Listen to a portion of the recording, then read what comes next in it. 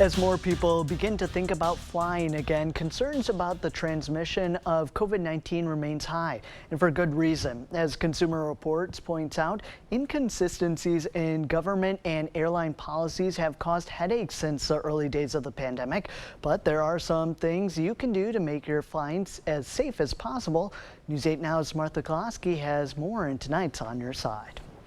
This past June, Danny Bush boarded American Airlines flight with high hopes that she'd fly in a safe and healthy environment. They put out the dialogue as if they were being very safe and considerate for COVID. But when you arrived to the airport, none of those things were happening. Once she began boarding, she was appalled to see crowded boarding areas, passengers without masks, and a jam-packed flight with middle seats filled. Her 20-year-old son has a suppressed immune system, so she takes social distancing very seriously. I had anxiety the entire flight. Since Danny's flight, American Airlines says it has tightened its requirements for face coverings and now prohibits anyone over the age of 2 from flying without a mask.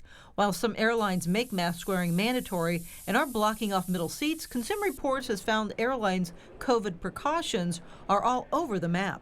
In many cases, the policies are conflicting. So if you're flying on 2 different airlines in the same day, you may very well have 2 different sets of rules. CR says without federal rules in place, airlines won't be held accountable for making their flights as safe as possible.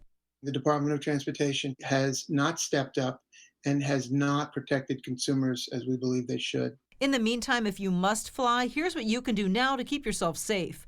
Before you book, contact the airline and ask if they guarantee empty middle seats and how strictly it enforces mask wearing.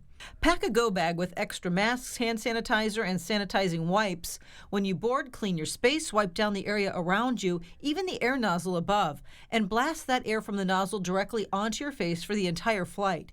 As for Danny Bush, she plans to fly again this month with a different airline and hopes that more people will follow social distancing guidelines this time. For News 8 Now, I'm Martha Koloski on your side. And one expert told CR the safest place on a plane is the window seat, as filtered air comes in directly above your head. You'll also have fewer interactions with people passing by you in the aisle.